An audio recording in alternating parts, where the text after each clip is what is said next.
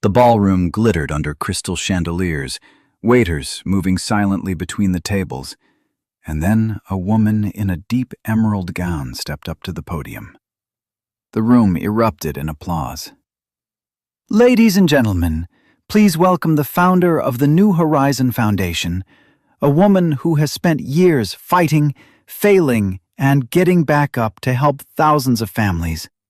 Emma Brooks." He stood by a column, a glass in his hand that never made it to his lips. His fingers went cold. His heart seemed to skip a beat and never quite find its rhythm again. Emma. The same Emma he'd left standing at the altar 11 years ago. He couldn't look away. She spoke with confidence, a light smile on her face, her voice never once wavering. And then, for a fraction of a second, she looked out at the room, straight at him, and did nothing. No surprise, no anger, no flicker of recognition. He turned and walked toward the exit, feeling the floor tilt beneath him. He had no way of knowing that backstage, at that very moment, Emma was leaning against the wall, telling her assistant quietly, "Just saw a ghost," and then adding under her breath something the assistant wouldn't quite catch, "And I hope he didn't figure out why I'm really here tonight." What she meant by that would only become clear much later. For now, let's go back 11 years, back to where it all began. Emma was 23 the first time she saw Nathan. She was working as an assistant editor at a small publishing house, and he'd come in on business for his father's construction company to sign a lease on office space.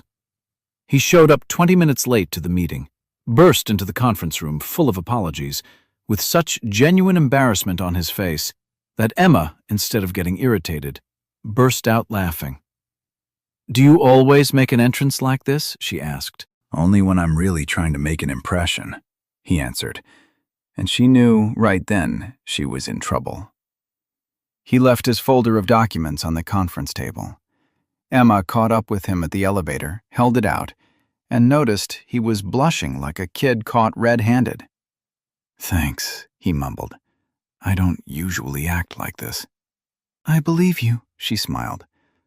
"Though the evidence so far isn't exactly convincing." "Then let me provide some evidence over a cup of coffee," he blurted out. Then immediately looked even more embarrassed by his own boldness.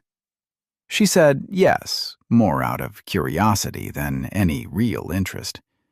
But an hour later, sitting in a small coffee shop across from the publishing house, she realized she didn't want the conversation to end.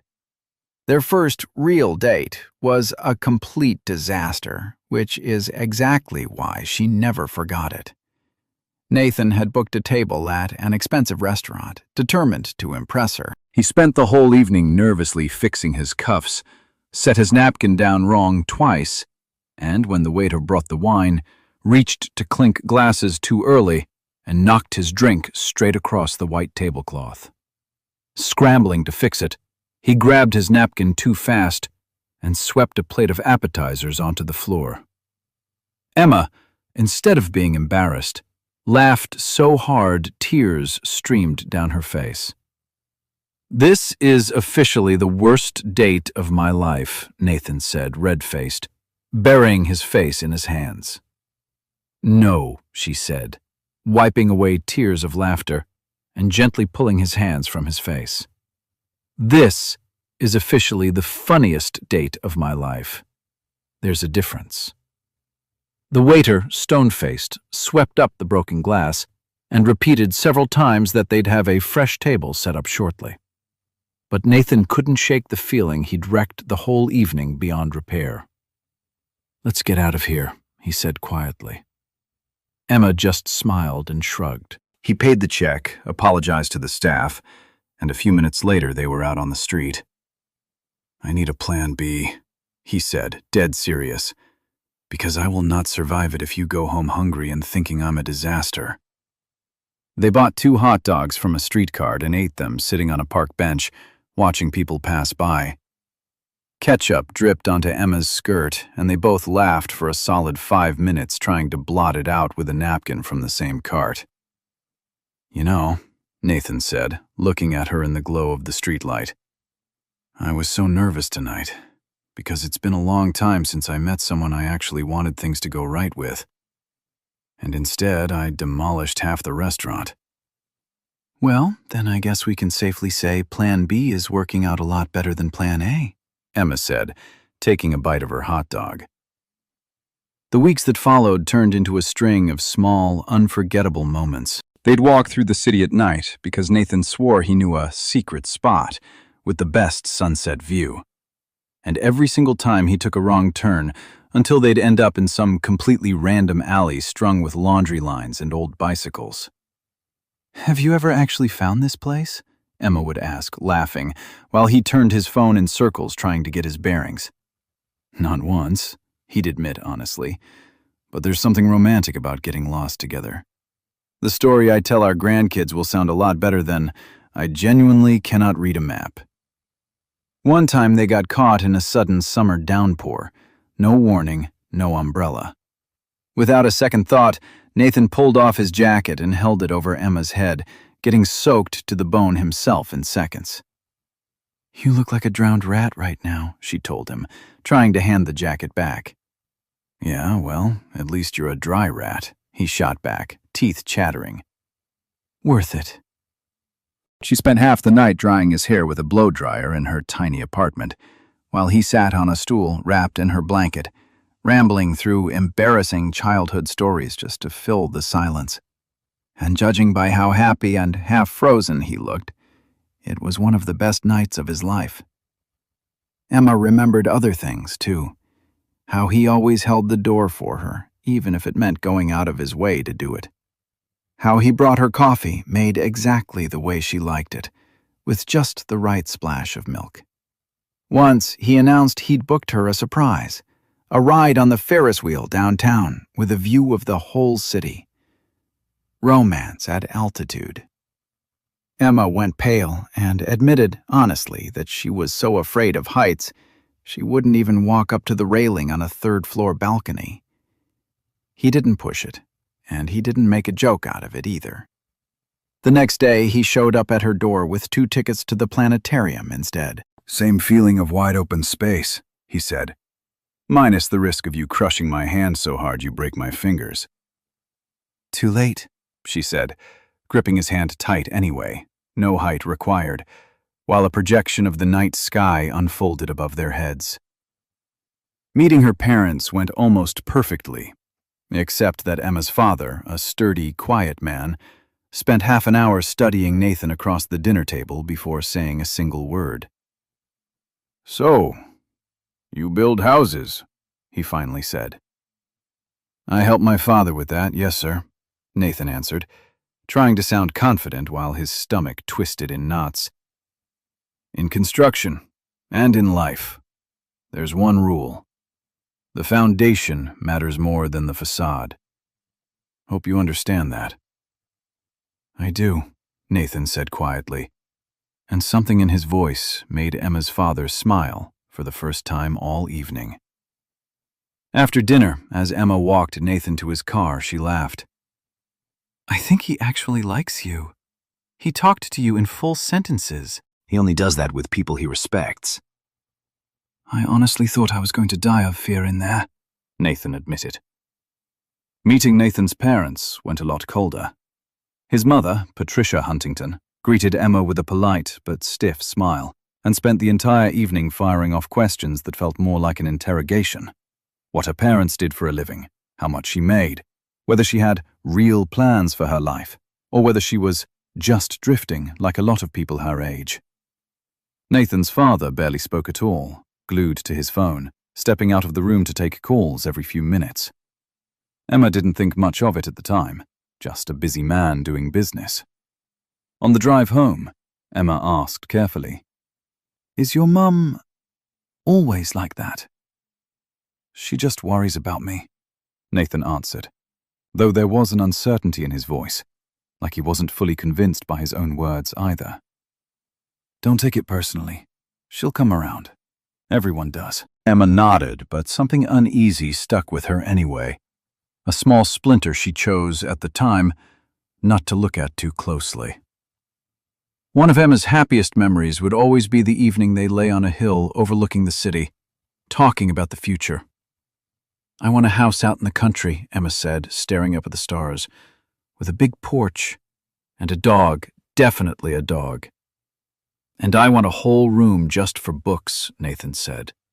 "Since you're always complaining, you've got nowhere to put new ones." "And kids," she added quietly. "2 of them, maybe 3. He turned to her and smiled. "I'm in for whatever makes you happy, Emma. All of it." She believed him completely back then. And even years later, remembering those words, she could never quite decide, had it been a lie or just a promise he simply hadn't been strong enough to keep. A year later, he proposed, on the same hill, strung with warm string lights he'd put up himself the night before, burning his fingers and swearing under his breath the whole time until he got it right. He dropped to one knee so fast he nearly lost his balance and fumbled the ring box out of his pocket so long and so awkwardly that Emma was already laughing through tears before he'd said a single word. "I had this whole beautiful speech planned," he admitted, "but I think all my eloquence evaporated along with my fear that you'd say no." "Just ask already," she whispered, her own hands shaking. "Emma, will you marry me?" "Yes," she said, cutting off whatever rehearsed line he had left. "Yes, yes, yes!" Everyone said it. They were the perfect couple. Emma's parents cried happy tears. Her friends were green with envy. It felt like fate itself had clicked every piece into place. But there was something Emma didn't know yet. 2 weeks before that proposal, Nathan's father had met for the first time with a man named Richard Donovan, the owner of a major construction corporation. Their conversation lasted 40 minutes, and afterward, Nathan's father walked out of Donovan's office white as a sheet. No one but the 2 of them knew what had actually been said. Brianna was Nathan's ex-girlfriend. They'd broken up a year before he met Emma, though, as it would turn out, not quite as cleanly as everyone assumed. Emma first saw her at a mutual friend's birthday party. Tall, poised, with a cool, polished smile, Brianna sidled up as if by accident and said, "So you're the Emma? Nathan's told me about you." Something in her tone put Emma on edge. "We don't see each other much," Brianna added, "but he and I have a certain history. Some connections don't just go away." Emma told Nathan about it that evening. He waved it off. "Don't read into it. Brianna likes drama. Whatever we had ended a long time ago." Whether it had actually ended, Emma had no way of knowing. A month later, she happened to glance at his phone and saw a text from a contact saved simply as B. "You promised. Don't forget." Her stomach dropped. "Who's B?" she asked that evening, trying to sound calm.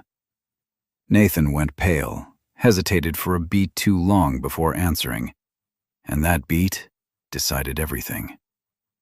"A client, construction contract," he said too quickly. Emma didn't buy it. She was nearly certain he was cheating, with Brianna most likely. For several nights she barely slept, weighing whether to leave him before it was too late. She'd almost worked up the courage to confront him head-on, had every word ready. But that evening he came home with a bouquet of her favorite peonies, and such a guilty, exhausted look on his face that every accusation lodged in her throat. "Sorry, I've been acting weird this week," he said. "Stuff with my dad. Nothing serious." She didn't push. She buried her suspicion deep down, where it would wait 11 years, until the truth about B turned out to be nothing at all like what she'd imagined. The text, as it would turn out much later, really had come from Brianna, but it had nothing to do with a romance. It was about a conversation between her father and Nathan's father, one Brianna had stumbled onto by accident, and one Nathan himself had no idea about yet. 4 months before the wedding, Emma stopped by his father's office to pick Nathan up earlier than planned, because a business meeting had wrapped up faster than expected. The reception area was empty. The office door was cracked open, and she heard Nathan's father's voice sharp on the edge of desperation. "I can't ask that of my son directly. And you're not promising anything, Richard. You just keep saying, 'We'll see.' I need something certain, not 'we'll see.'" The door swung open. A secretary stepped out with some papers, not noticing Emma, and the door swung shut behind her. The voices went quiet. Emma stood in the reception area another minute, heart pounding. What was he talking about? Certain about what? What did any of this have to do with Nathan? She was about to knock and ask outright when Nathan himself came out of the office, visibly shaken, eyes red like he'd just been crying, and the moment he saw her, he pulled himself together and forced a smile. "You're early," he said. "Let's go. I'm done here anyway." "What happened? Rough conversation with your dad?" she asked in the car. "Just business stuff," he said, staring out the window. "Nothing that concerns you." She believed him, and that would turn out to be a mistake that cost her 11 years.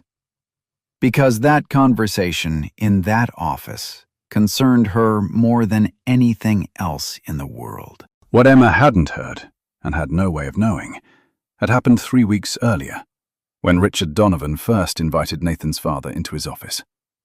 By that point, Nathan's father's construction company was drowning in debt, a string of failed projects, ballooning interest rates on loans, suppliers demanding payment up front. Donovan, one of the biggest players in the market, was theoretically the one man who could fix half their problems with a single phone call. "I hear you're having a rough time," Donovan said, pouring whiskey into glasses Nathan's father never touched. "Sorry to hear it. We go back a long way, you and I. I need help, Richard. I'll say it plainly."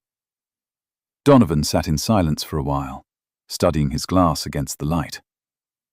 "You know," he finally said, "my daughter's always had a soft spot for your son, ever since they dated. She's a good girl. You know our family. If your boy ever decided to give her another chance, became part of our family, in a manner of speaking." He paused. "Well, we'd certainly look into what we could do for your company, among family." Friends, let's pause our story here for just a moment. If the story has already found a place in your heart, show your support with a like and a subscribe. For me, this isn't just a number.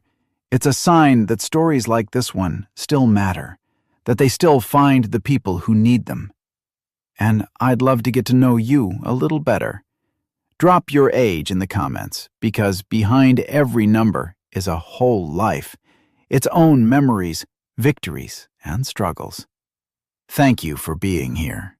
Now, back to the story. "Are you offering me an arranged marriage instead of actual help?" Nathan's father asked, hardly believing his own ears. "I'm not offering anything," Donovan said calmly, taking a sip of his whiskey. "I'm just saying, families who are tied together by more than business tend to weather hard times a little easier. The rest is up to you. I'm not pressuring anyone into anything." Nathan's father walked out of that office without a single direct promise, but with the firm conviction that a chance, however faint, actually existed. Donovan hadn't promised anything, but he hadn't said no either.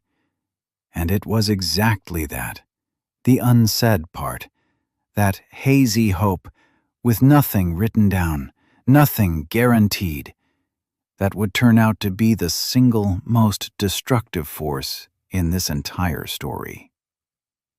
2 weeks before the wedding, Nathan received a letter. No signature, sent to his work address. The letter said that if the wedding went ahead, his father's company would go bankrupt within a month. Dozens of employees would lose their jobs, and his father, according to the letter, was on the verge of a total breakdown. Nathan had no idea the letter had come from Brianna, not on her father's orders, but on her own initiative, after piecing together the situation from what he'd told her, deciding to force the issue before Donovan could change his mind. He rushed straight to his parents. "What is going on?" he demanded. "I overheard part of a conversation a few months back. Mom acted so strange at dinner with Emma. What are you two hiding?" His father, caught off guard, was silent for a long moment before finally speaking. "The company's in trouble, son. If nothing changes in the next few months, we lose everything. 240 people out of work. The house you grew up in, we'll have to sell it." "What does that have to do with my wedding?" His father struggled to find the words. "Donovan made it clear he'd reconsider how he treats our company if you and his daughter got back together. He never promised anything outright, understand that. Nothing concrete. But it's the only chance we've had in over a year. So you want me to leave Emma over some vague hint from a man who never even named a number or a condition?"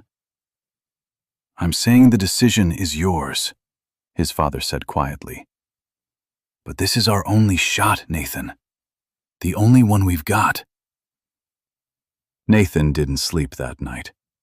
He sat at his kitchen table staring at his phone, never quite able to make himself pick it up. He called Emma the next evening and couldn't get a single word out, just listened to her sleepy, happy voice talking about flowers for the wedding, and silently cried into the phone until she noticed and asked if he was okay. "I'm fine," he lied. "I just really love you." He had no idea at the time that it would be the last time he'd say those words to her and have her actually believe them. One last attempt. 3 days before the wedding, Nathan made one final attempt to find another way out. "There has to be some other option," he begged his father. "Sell off assets. Take out a loan at a lower rate. Anything but this." "I've tried everything," his father said, exhausted. "Donovan's the only one who's even hinted at helping. Every bank we've been to turned us down.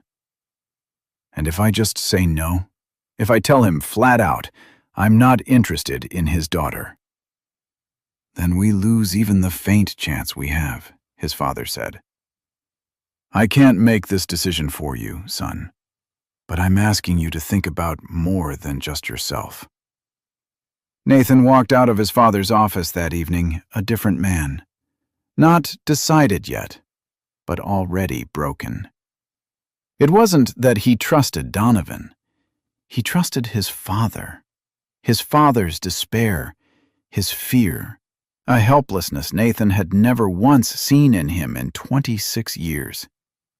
And it was exactly that, not calculation, not self-interest, but faith in his father that finally pushed him into the decision he would regret for the rest of his life. The church was decorated with white peonies, Emma's favorite flower. The pews were packed. Her father, a strong man who'd spent his whole life keeping his emotions in check, couldn't hold back tears as he walked his daughter down the aisle. Emma was radiant. In her dress, she felt like the happiest woman alive. She searched the crowd for Nathan, and when she found his eyes, something inside her went still. He was looking at her like he was saying goodbye. She brushed the thought aside, told herself it was just nerves. The priest began the ceremony. "Nathan Huntington, do you take this woman?" He didn't let the priest finish. "I'm sorry," he said quietly. But in the dead silence of the church, the word landed like a shout. "I can't do this." A murmur rippled through the room. Emma froze, not understanding what was happening. "Nathan," she whispered. He looked at her, and in that look was so much pain, so much wordless apology. And then he turned and walked down the aisle toward the doors, past the stunned guests, past his crying mother, past his father, who couldn't lift his eyes. The church doors slammed shut behind him. Emma stood alone at the altar, under 200 pairs of crossed stairs, unable to make a sound. Her knees buckled. Her father caught her just in time and eased her down onto the nearest pew. Someone in the back was already pulling out a phone to film it. That single moment, years later, would still be the one that haunted her dreams most often. That night, Emma didn't go home to her parents. She went back to her old apartment, bolted every lock on the door, and sat on the floor in her wedding dress until dawn, unable to even bring herself to take it off. Haley found her there the next morning. She'd called a locksmith to get the door open, and found her friend curled up on the floor, mascara streaked down her face, staring at nothing. "Emma," Haley whispered, sinking down onto the floor beside her and pulling her into a hug. "I'm here. I'm not going anywhere." For the first few weeks, Emma didn't leave the house. A month later, her aunt ran into her at the grocery store and asked loudly in front of everyone, "So, honey, did you ever figure out what you did to make him leave?" Emma walked out of the store without buying anything and broke down crying right there on the sidewalk. Her boss, who'd supported her through everything up to that point, suddenly went cold. It turned out Nathan's father had been a major client of the publishing house, and after the wedding fell apart, the business relationship ended too. "Emma, you understand this isn't personal. It's not about your work," he told her, avoiding her eyes. "I understand," she said quietly, even though everything inside her was screaming at the unfairness of it. They asked her to leave. No formal explanation given, but she understood perfectly well. Her friends drifted away one by one. Only Haley stayed, showing up every single evening, sitting beside her, saying nothing when Emma had nothing to say. "Why don't you leave, like everyone else did?" Emma asked her once. "Because friendship isn't about the good times," Haley answered. "Good friends are easy to find for a party. Real ones show up on nights like this." She hit bottom on a cold November night, realizing she hadn't eaten in 2 days and couldn't remember what day of the week it was. She looked at her reflection in the dark window, thin, pale, her eyes gone dull, and didn't recognize herself. "This can't keep happening," she said out loud, to no one. She had no idea that on that very same night, on the other side of town, a story far more destructive than her own grief was just getting started. What happened to Nathan next wasn't some quiet, noble story of suffering. It was a real, ugly collapse. 3 days after the wedding that never happened, Nathan, still convinced he'd upheld his end of an unspoken bargain, showed up at Donovan's house. Not to ask for Brianna's hand, but to look him in the eye and ask directly what was going to happen to his father's company now. Brianna met him in the living room, pale, unusually quiet for her. "Why are you here, Nathan?" "You know why. My father talked to yours. I did what I was supposed to do. Now it's your turn." At that moment, Donovan walked into the room. Brianna looked at her father, then at Nathan, and the silence that followed stretched on far longer than either of them expected. She looked at him and remembered how certain she'd once been, that if Emma vanished from his life, he'd finally look at her, really look at her. And when her father told her about his conversation with Nathan's father, she'd let herself hope in some twisted way, not because he chose her, but through a deal, through someone else's misfortune, that he'd end up beside her anyway.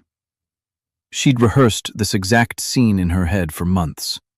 In her version, He hadn't looked like this, exhausted, distant, looking at her like an obstacle to get past. And then she understood something painfully simple. Even if he said yes right now, it wouldn't make her feel one bit better. It hadn't made her feel better when Emma and Nathan's relationship fell apart, and it wouldn't now. "I don't want a man who was forced into this, Dad," she finally said. "I don't want to spend my life with a man who's always going to love another woman." You can build whatever schemes you want, but I'm not going to be part of them. Not at that price. Donovan was quiet for a long moment, looking first at his daughter, then at Nathan. Then he said a single sentence, calm, no explanation, no raised voice. "I never promised anything." He turned and walked out of the room.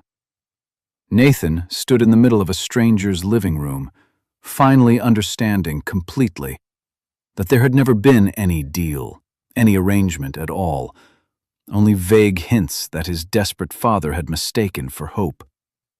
He'd destroyed his life, his love, his wedding, for a promise nobody had ever actually made.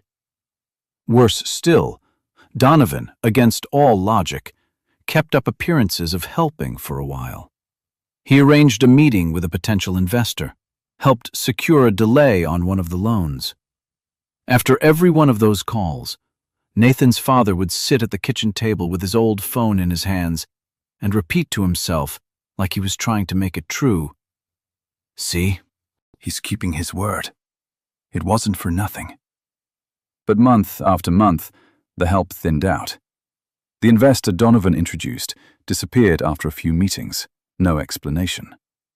The loan extension ran out, with no new arrangement to replace it. One by one, suppliers who'd learned about the company's financial troubles started demanding full payment up front. Donovan answered fewer and fewer calls, and when he did pick up, he'd sigh sympathetically. "Times are tough for everyone right now, you understand."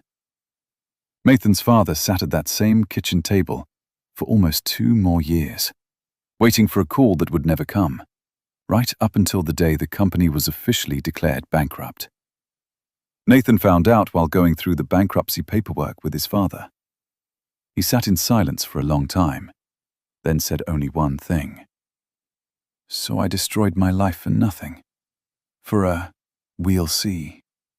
His father had no answer for that. A week after the wedding, before any of the truth about Donovan had even come out, Nathan had already gone to his parents' house and unloaded on his father like never before. "You wrecked my life for a company that might collapse anyway," he shouted. "I wasn't sure it would collapse," his father said quietly. "I was holding on to the only chance we had." "You were holding on to a hint, Dad. We'll see. And I'm the one who paid for it." He didn't speak to his father for almost 4 years. Things with his mother went no better. Patricia Huntington, trying to justify herself, said one night at dinner, "I never wanted you to choose Emma. She wasn't the right fit for us. Maybe it all worked out for the best." Nathan shot up from the table so fast he knocked his chair over. "You're glad I ruined her life?" he whispered, with a hatred that even surprised him. He didn't speak to her for almost 2 years. He quit his father's company that same month, refused any financial help from his parents out of pure principle, even though he was nearly broke. He took a job at a construction firm where nobody knew him, and for a while he worked himself to the bone, like he could physically outrun his own thoughts. It didn't work. Within 6 months, he started drinking, not occasionally, but seriously, until one day he woke up on his own kitchen floor with no memory of how he got there. He lost 2 jobs in 2 years, once for missing too much work, once for a drunken fight with a coworker who'd made the mistake of joking about his runaway wedding. He turned bitter, sometimes cutting, sometimes just cold. His friends, Connor included, gradually stopped calling, worn down by his anger and his refusal to accept any help. A year after the wedding, he got into a relationship with a woman named Lauren. Kind, patient, hopelessly in love with him. He didn't love her, and he barely bothered hiding it. When he drank, he took it out on her, canceled plans at the last minute. And once, at her own birthday dinner, he raised his glass, looked at her for a long moment, and said quietly, "Sorry, I'm still comparing everyone to Emma." The table went so quiet you could hear a fork touch a plate. Lauren put up with it for almost 2 years before she finally left, telling him on her way out, "You're not heartbroken, Nathan. You chose to be cruel. Those aren't the same thing." Those words stuck with him. They'd turn out to be true, a truth he wasn't ready to face for years to come. By 30, he was basically alone. No family, no friends, a wrecked reputation, and a body running on fumes. He didn't wear the ring as some symbol of eternal devotion. He just couldn't bring himself to sell it, because that would mean admitting the whole thing had been for nothing. While Nathan clung to the past, Emma was slowly learning how to live again. She sold the ring she'd never worked up the nerve to return, not because she wanted to keep it, but because it burned every time she caught sight of it in her jewelry box. With the money, she paid for a marketing course. The first few months were brutal. Her first job out of it didn't go well, a tiny agency that underpaid her and made her work weekends. One day, her boss, having learned about her runaway wedding, made a joke about it in front of the whole office. "Don't ever joke about that again," she told him, looking him dead in the eye, staying silent no longer. She stuck it out there another 6 months, then finally quit. No backup plan, no safety net. 4 years after the wedding, she founded the New Horizon Foundation, starting out as a tiny operation of 3 people working out of a rented room. The first 2 years, things genuinely looked up. Then, the first real crisis hit. Emma trusted people too easily. Maybe because after everything she'd been through, she wanted desperately to believe the world wasn't made entirely of lies. The foundation's accountant, a man she'd come to think of as practically family, had spent a year and a half skimming donations, hiding it behind fake purchase orders. She caught it by accident.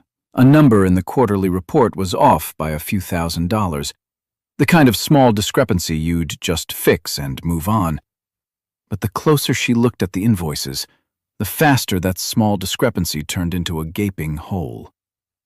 By that evening, she was sitting alone in a dark office with a calculator and a stack of falsified paperwork, her hands shaking so badly the numbers blurred.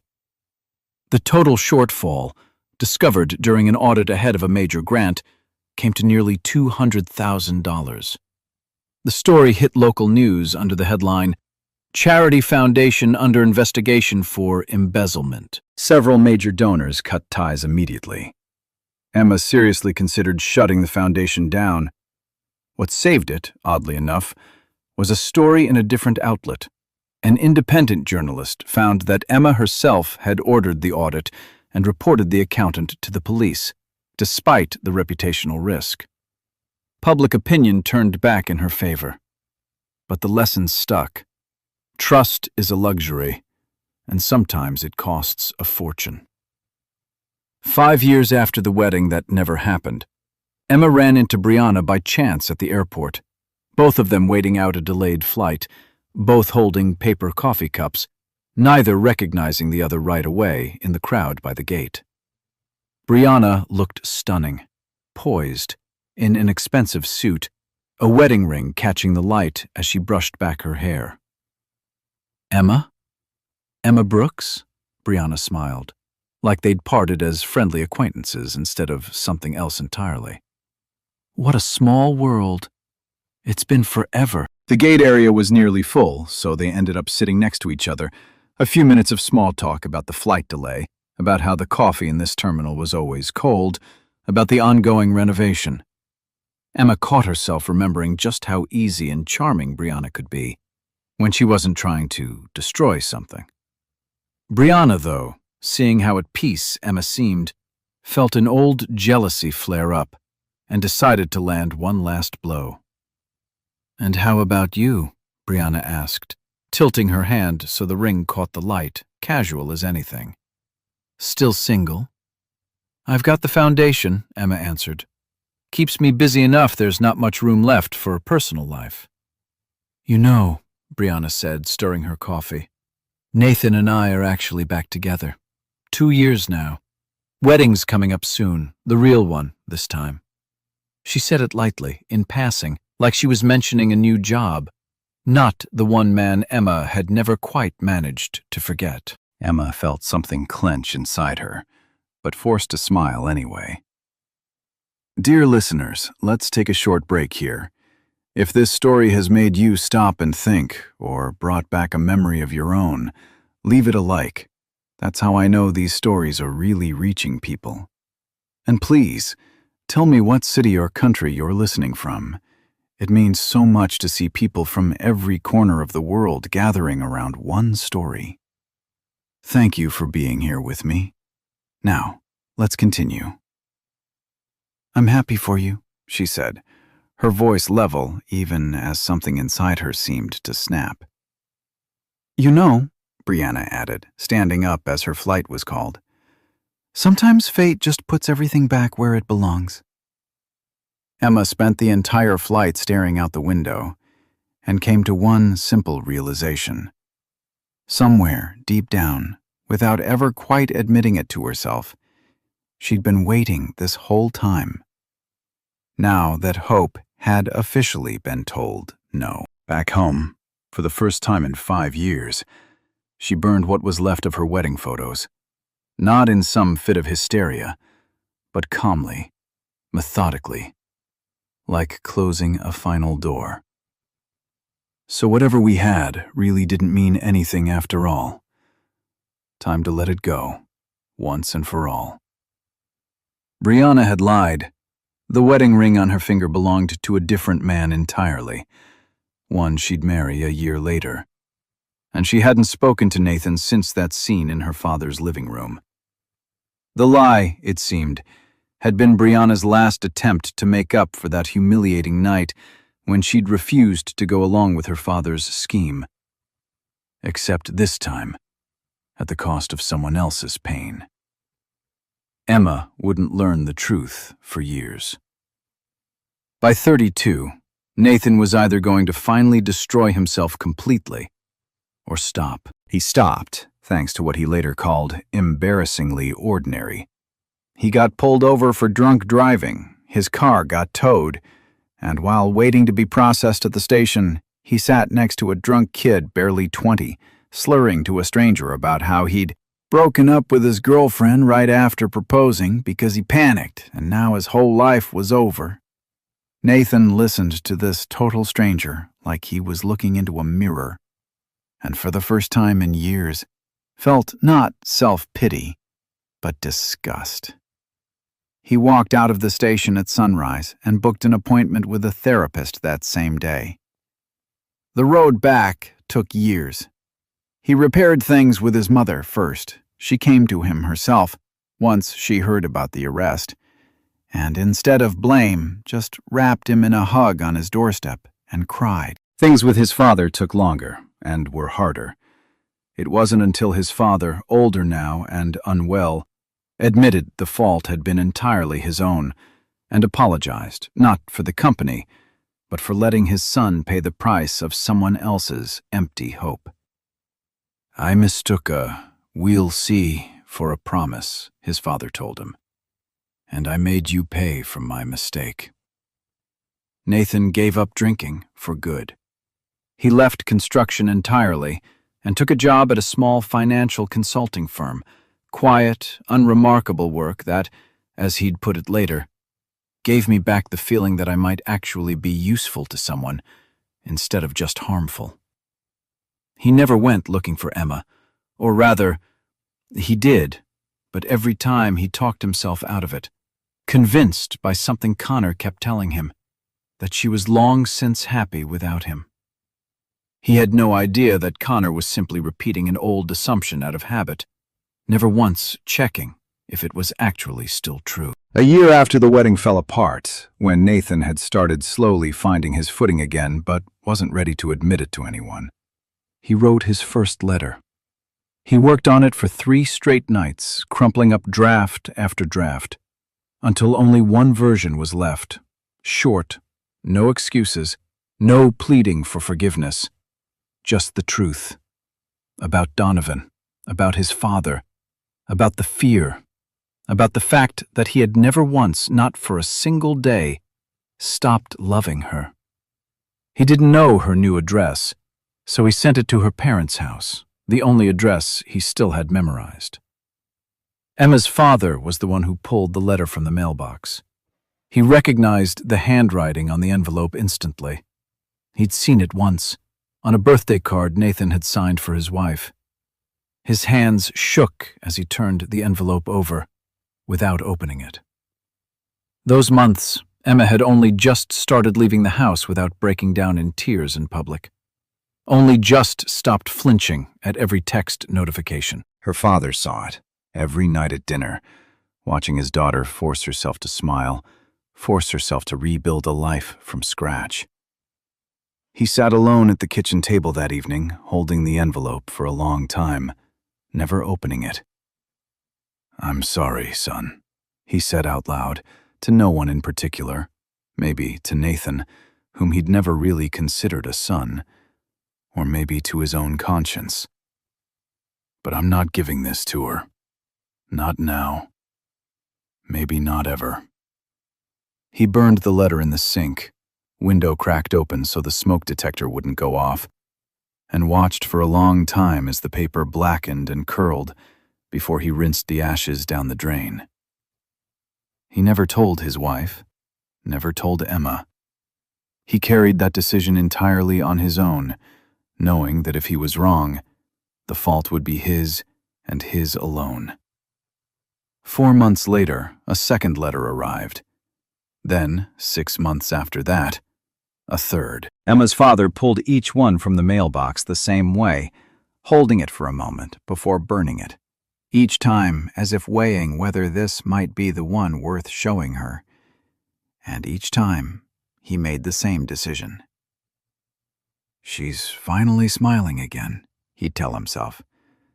"I won't let the past break her all over again.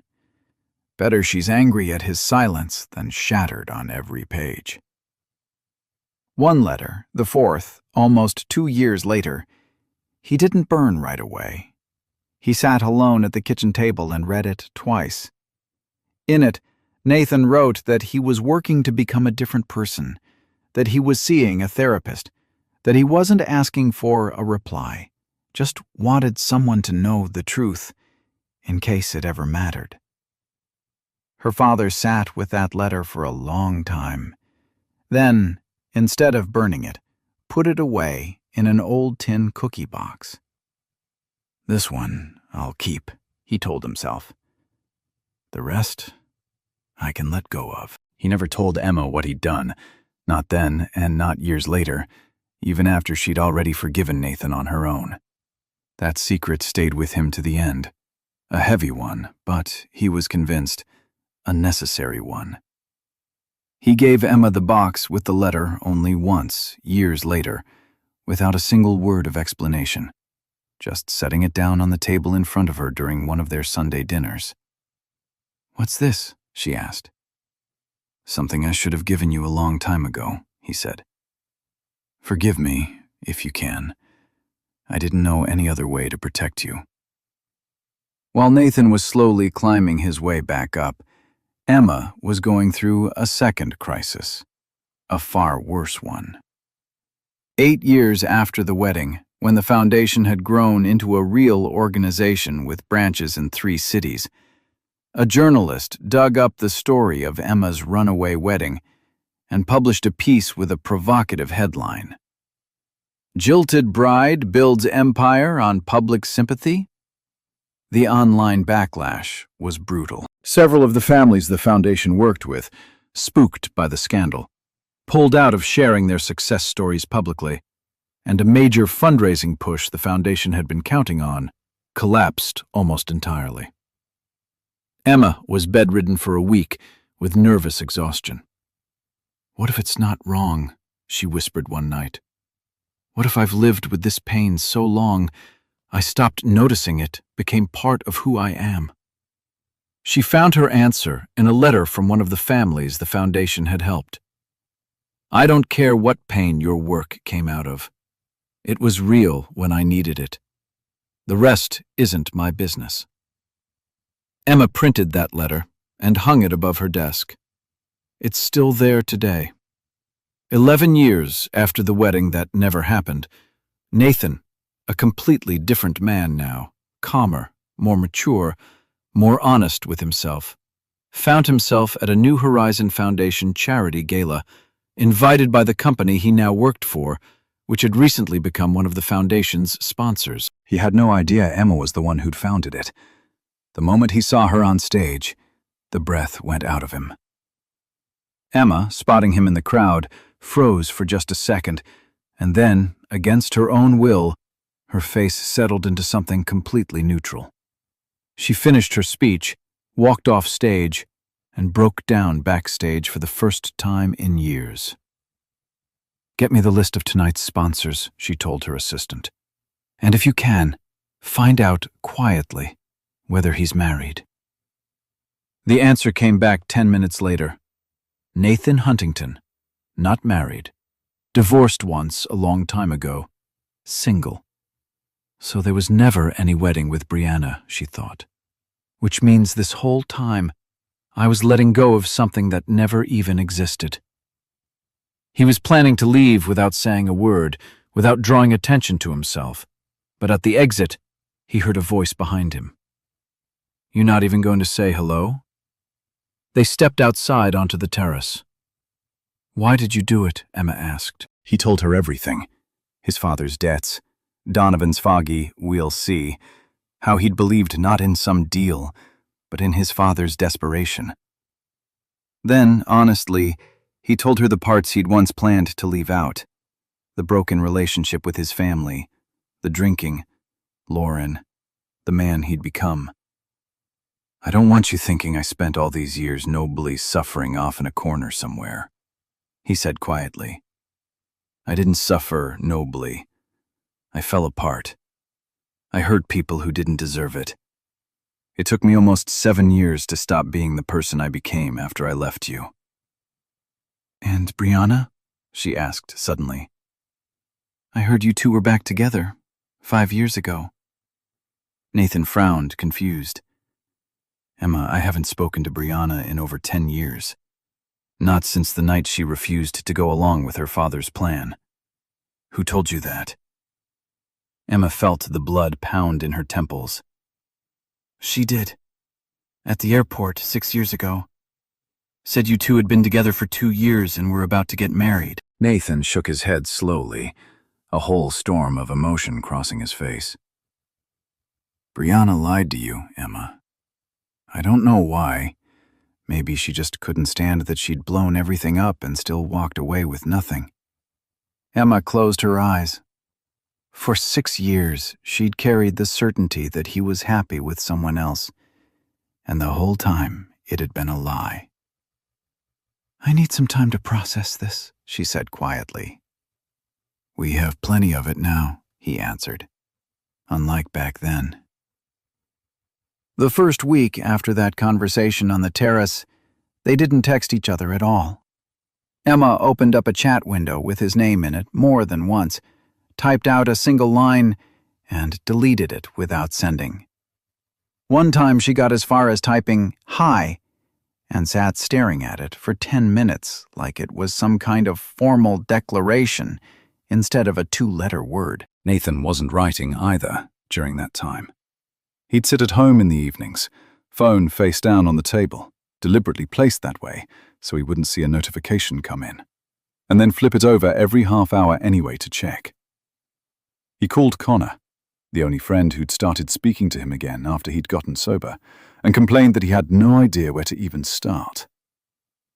"Start with something that doesn't matter," Connor told him. Not a confession. Just write something ordinary. Like you're just two people who know each other. We're not just two people who know each other. That's exactly why you start with something ordinary, Connor said. Otherwise you'll both get scared off before anything even has a chance to start. In the end, Emma texted first. Not about them, not about the past, just business. Didn't you say you know financial consulting? I've got a question about the Foundation's books, if you don't mind. The reply came back almost instantly, like he'd been sitting there holding the phone for days. Of course, ask me anything. She asked her question. He answered. Thorough, on point, not a single word wasted on anything beyond the bookkeeping. Emma reread the exchange 3 times, trying to figure out whether she was disappointed or, weirdly, grateful for how strictly professional it was. 2 days later, she texted again. Another question, slightly less necessary than the first. He answered within a minute. Neither of them brought up the terrace. Neither of them asked what any of it meant. He was the one who suggested meeting in person.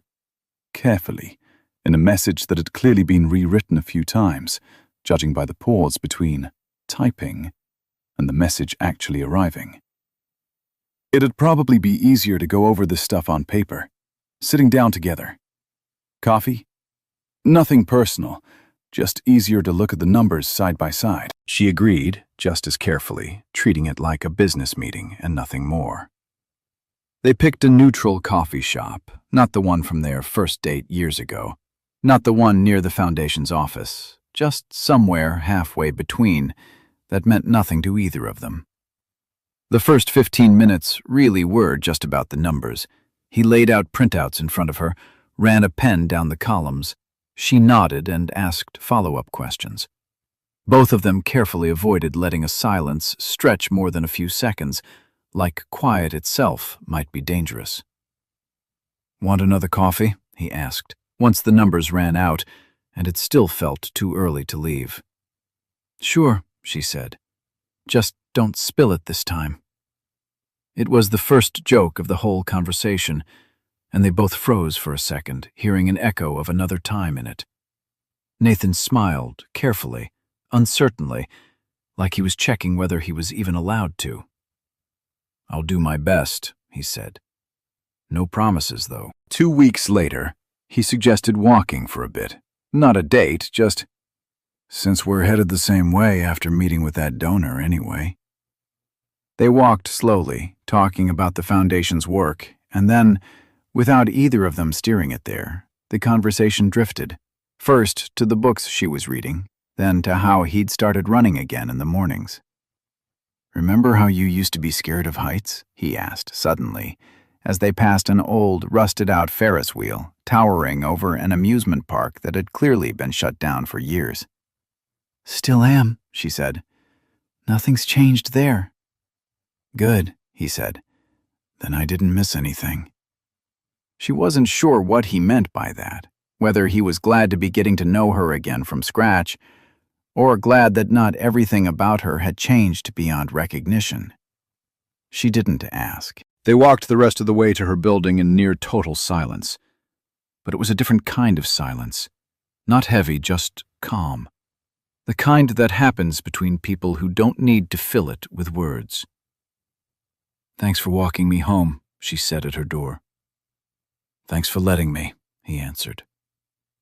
It happened by accident, about a month and a half later, during a team meeting at the Foundation, when a volunteer mixed up 2 delivery boxes and the addresses on them, and an elderly woman living alone ended up with 18 pounds of baby formula, while a young family with 3 kids received cat food for a cat they didn't own. Nathan, trying to sort out the mess over the phone with both households at once, was so comically bad at it, scribbling notes, dropping his pen, tangling himself up, that Emma, watching from across the room, suddenly burst out laughing. Really laughing, out loud, the way she hadn't in years. He looked up mid-call and caught that laugh. That exact same laugh from the coffee shop, from the planetarium, from the hill where it had all started. His breath caught for a second, and he nearly forgot he was still holding the phone. "Sorry," he said into it. "Let me call you back." He hung up and just looked at her, saying nothing. "What?" she asked, still smiling. "Nothing," he said. "Just haven't seen that in a long time." She didn't ask what he meant. They both already knew. A few days later, Emma brought in the old tin cookie box and set it down on the table between them without a word. "My dad gave it to me not too long ago," she said. Nathan looked at the box, then at her. "I thought," he started, then stopped. "I thought you'd read them a long time ago." She shook her head slowly. "No." A silence followed, long enough that they could hear water dripping from a faucet that hadn't been turned off all the way in the kitchen. "I didn't even know these existed," she added. "Not until last week."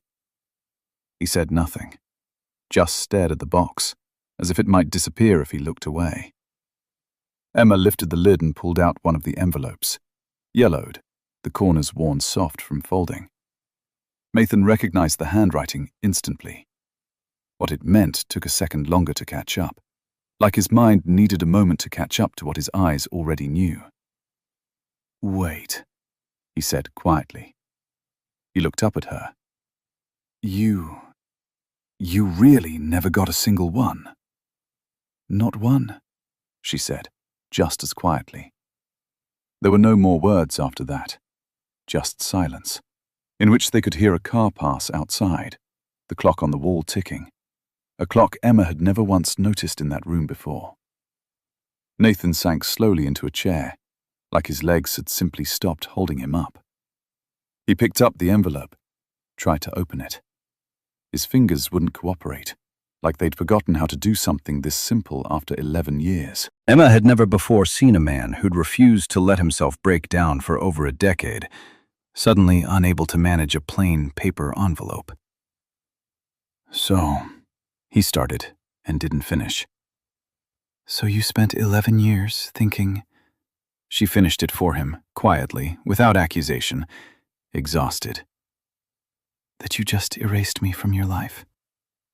He didn't sob, didn't fold in on himself. He just, at some point, stopped holding the expression he'd been holding for 11 years, the composure he'd carried through telling her the whole story out on the terrace. It slipped away, and what was left was the face of a man who'd just been handed a bill, measured in years, not dollars. Emma didn't look away, didn't step toward him to comfort him. She just gave him the time, silently, without moving. After a few seconds, he said, almost in a whisper, "I thought I lost you that day. Turns out, we lost 11 years. He looked down at the envelope in his hands, then back up at her. "This whole time I thought you hated me." Emma looked at him for a long moment. Then she smiled, just barely, a smile with no joy in it at all. "And this whole time, I thought you just didn't care."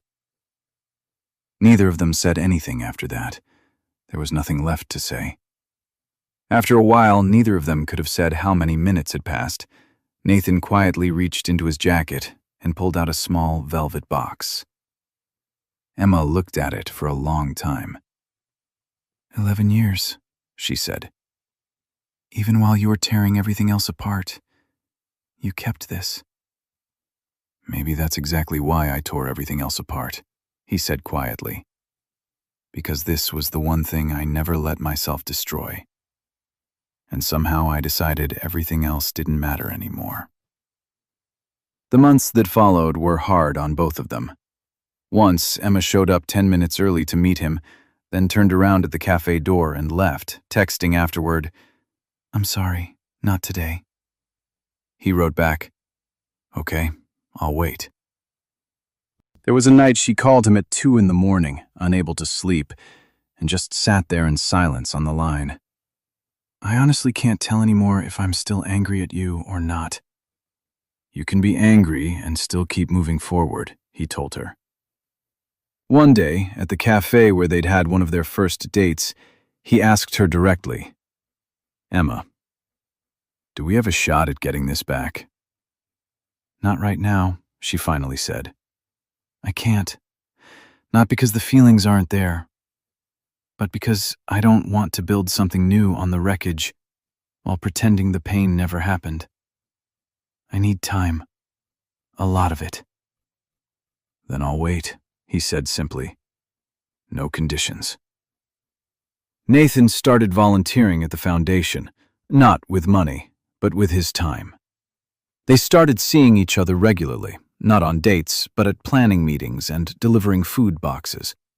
A slow, steady, adult kind of trust was building between them, though not without its bumps. About 6 months in, Brianna, having heard through mutual friends that Nathan and Emma were talking again, sent Emma a long message, starting with an apology for the old lie about the fake wedding, then taking an unexpected turn, an accusation that it had actually been Nathan who'd asked her to stall back then, because he wasn't even sure he wanted to marry Emma in the first place. Emma didn't sleep that night, wrestling with whether to even bring it up with Nathan. In the end, she asked him directly over coffee. "Emma," he finally said, "Brianna lied to you once already about a wedding to me that never happened. Now she's lying to you again. I'll tell you this much. I've been a lot of things, pathetic, angry, a wreck, but there was never one single day I didn't want you to be my wife. The only thing I ever wanted was for you to never find out what it cost me to walk away." Emma believed him, not right away, but eventually. Brianna's attempt to interfere again ended up doing the opposite of what she intended. For the first time, it was something Nathan and Emma faced together, with the truth, instead of apart. A few months after that, the foundation faced its hardest test yet. A major government grant was pulled without warning after a shift in funding policy. 20 jobs and assistance to hundreds of families were suddenly at risk.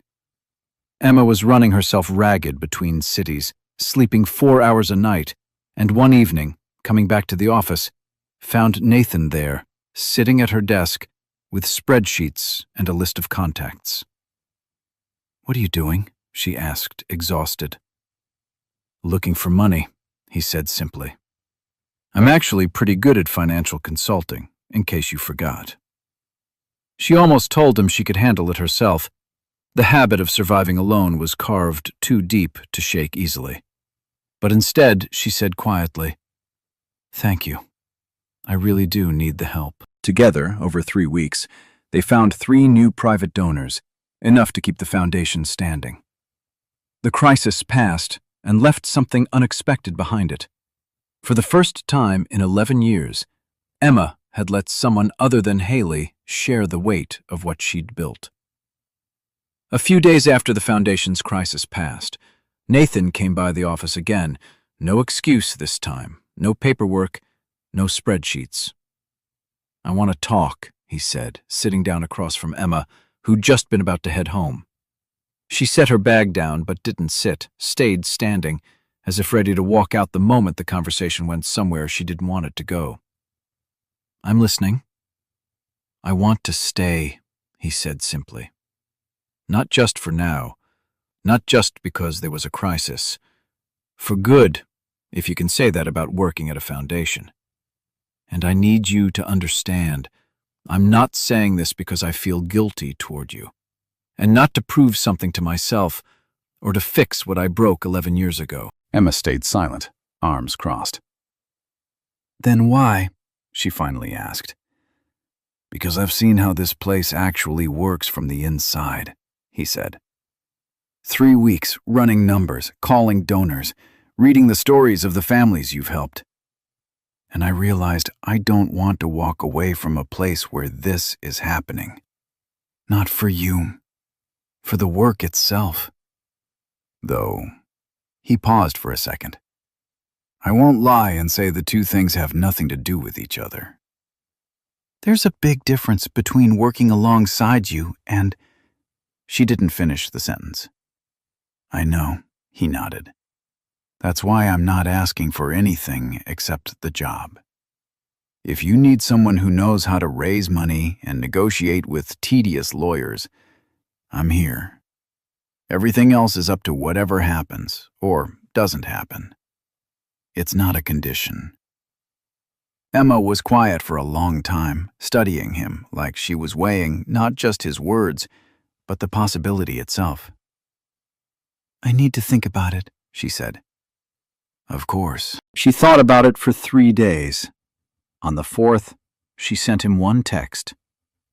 Let's try it part-time for the first 3 months, as a professional arrangement. Nothing more, nothing less. He answered with a single word. Agreed. Neither of them ever called it anything but a job. But that decision, dry, businesslike, stripped of anything romantic, was exactly what set in motion everything that, a year later, would land them both on an empty terrace with a velvet box in his jacket pocket. The foundation was marking another charity gala. The number of families it had helped had passed 15,000, despite 3 separate crises along the way. By midnight, the ballroom had nearly emptied out. The last guests had said their goodbyes and gone. Emma picked her folder of reports up off the stage and turned around. Nathan was already stacking chairs at the far end of the room. He didn't say anything, Just rolled up his sleeves, stacked the first row of chairs on top of each other, and moved on to the next. Emma couldn't help smiling. You know you could have just left this to the staff. He shrugged. Could have. He picked up 2 more chairs. But then we'd be heading home 20 minutes earlier, and I'd rather spend those 20 minutes next to you. Emma didn't say anything back. She just looked down so he wouldn't catch the smile that had crept onto her face on its own. A few minutes later, the last chair was in place. When she'd finished, Emma pulled on her coat. Nathan stopped at the door. Wait, he said. He pulled the same velvet box from the inside pocket of his jacket, worn, familiar, a box that had survived his collapse, his drinking, his broken family, and the long, hard road back to himself. He didn't open it. 11 years ago, I couldn't do the one thing I was supposed to do, he said quietly. And then for a few more years after that, I destroyed everything I touched, like I was punishing myself for it. I'm not asking for anything right now, not proposing, not rushing you. Just, if someday you decide you want this, it'll still be here, however long it takes, even if that day never comes. Emma looked at the box for a long moment. Then she reached out, took it without opening it, and tucked it carefully into her bag. And then, for the first time in 12 years, she was the one who reached out and took his hand in hers. He looked down at their fingers laced together, then up at her, and said nothing, because any words at all would have been too small for the moment. They walked out of the building together in silence, toward something that wasn't the old story patched back together, but a completely new one they both still had to build from scratch. No wedding, no proposal.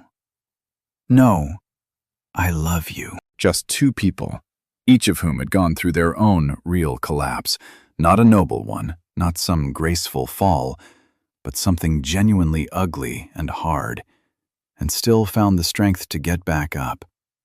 Not to return to the past, but to finally become worthy of each other in the present. About a week after that night of stacking chairs, Emma sent him a short text one Saturday. I have a free day, first one in 2 months. Not sure what to do with it. I might have an idea, he wrote back. Though I can't promise it won't be a disaster. I've got a track record in that department. They met at the same park where they'd once eaten hot dogs after their catastrophic first date. The hot dog cart was long gone. A coffee kiosk stood in its place now, But the bench, they were pretty sure, was the same one, just repainted. "Everything's different here," Emma said, looking around. "We're different too," he said. "Hopefully. At the very least, I don't wreck restaurants on first dates anymore." "You sure about that?" she asked, raising an eyebrow. "Not remotely," he admitted. "But for a second there, you almost believed me." They bought 2 coffees. He burned his tongue again, more than 10 years later, and Emma laughed so hard she nearly spilled hers. "Do you ever actually learn?" she asked, wiping a drop off his chin with her sleeve. "Apparently not," he said. "Guess you're stuck with that for life." They sat on the bench and, for a while, just watched people pass by. An elderly couple feeding pigeons, a kid running by with a kite that refused to get off the ground. "You know," Emma said, watching the kid struggle, "sometimes I catch myself feeling light again, like I don't have to be afraid of the next 5 minutes." "That's a good feeling," Nathan said. "I've started getting it too. Not right away, but it's there now." "Don't rush it," she added, with the smallest smile. "It came faster than I expected, honestly." "I'm not rushing anything," he said. "I just like sitting on a bench next to you, talking about nothing. That's enough for now." The kid with the kite finally caught the wind, and it shot upward, the boy yelling something joyfully unintelligible. Emma and Nathan both turned to watch, and both laughed at the same moment when the kite immediately nosedived and snagged in a tree branch. "How symbolic," Nathan said. "Don't start," Emma said, bumping his shoulder. "Not everything in life has to be a metaphor." "Sometimes it really is just a kite stuck in a tree," he agreed. "Sometimes it's just a Saturday. Sometimes it's just 2 people on a bench." She looked at him, at the lines around his eyes that hadn't been there before, the gray at his temples that hadn't been there before either, and thought that, maybe for the first time in 12 years, there was nowhere else she wanted to be, but exactly here, on this completely ordinary, unremarkable Saturday. "More coffee?" he asked, standing up. "Just be careful this time," she said. "No promises," he answered, "but I'll try." He walked off toward the coffee kiosk, and she stayed on the bench watching him go, and for the first time in a long time, let herself just be happy, without worrying about whatever came next. Thank you for living through this story with me. I'd genuinely love to know what you think. Do you believe you could forgive someone who caused you the kind of pain Nathan caused Emma? Or are there some things a person does that should never get a second chance? And one more question. Who do you think made the biggest mistake in this story? Nathan, who made that fatal choice. His father, who hid the truth. Emma's father, who kept those letters hidden for years. Or Richard Donovan, whose vague hints ended up wrecking more than one life. Leave your thoughts in the comments. I read every one of them, and honestly, some of the most powerful stories and reflections you share end up becoming inspiration for the next one. If stories like this one, about love, mistakes, forgiveness, and second chances, mean something to you, consider subscribing to the channel. This has been narrated by Daniel. Thank you for staying with me until the very end. Take care of the people you love. Sometimes one single decision can change an entire life.